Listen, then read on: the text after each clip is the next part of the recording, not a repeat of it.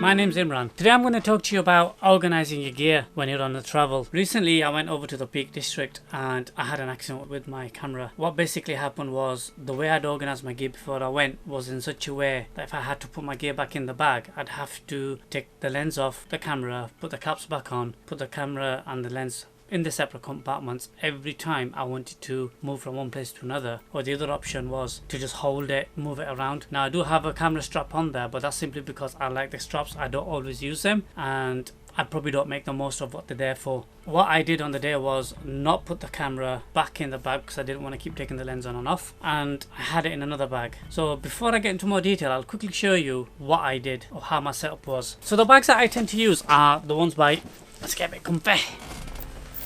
So the bags that I use are the ones made by F-Stop. They make fantastic bags, absolutely amazing, but there is a slight problem with trying to get them in the UK now.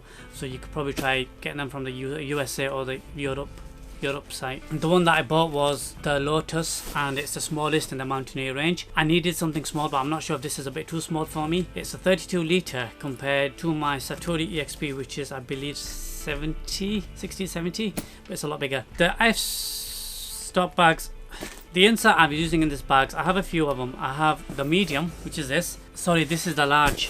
There is an extra large. This is the large pro, not the medium. I had the large pro on the day and I was doing a lot of blogging on the day as well, so I had an additional camera with me. But as you can see from the setup, there's nowhere here where I can put the lens straight in or the camera straight in with the lens. It meant taking the camera out, putting it away. So camera, zoom lens, f4, so the smaller one, lens here, additional lens here, bits and bats here, the Gorilla Pod and additional bits and bats here. I really didn't want to keep on taking my lens on and off, especially when you're outside. You want to try avoiding that, so you don't want to get your sensor dirty or the inside of your lens dirty by changing them every time. The best thing you should do is ideally, and that's what I normally do, is arrange the bag in such a way where you can put the lens on the camera. I mean, not this wide.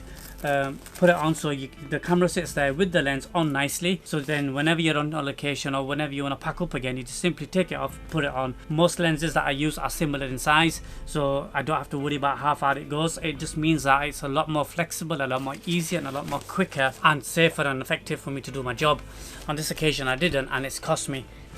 The problem I had was I was carrying some gaiters on the day because we were going down to a waterfall and we were advised to either have wellies or something water resistant. I got to the bottom of the and I had my camera in here. Nobody knew. It's a camera bag. It's not even a camera bag. Nobody knew what was in there. I took it in here, went down.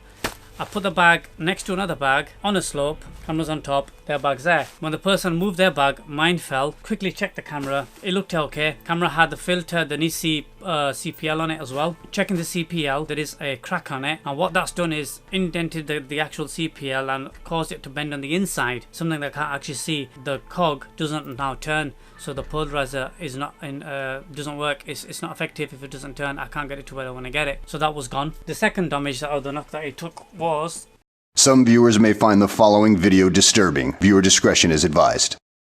This. Now the problem you have now is you might not be able to see very much from there, but this has taken a knock. It's more, you can see it more from the back. You can see how it's bent, angled over there. It's come out the lip. Can you hear that?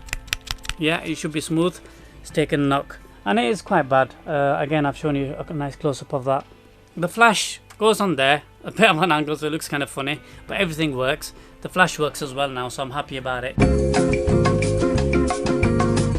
Get the right bag for your gear, organize it properly before you go, make sure it works. If it doesn't work, rearrange it, make it work, be safe. There's your tip for the day. Until next time guys, see ya. If you like this video guys, please give me a thumbs up, subscribe. If there's any comments, please leave them in the section below. Any questions, you can inbox me or you can leave them in there and I will try to respond to everybody. Thanks guys, until next time.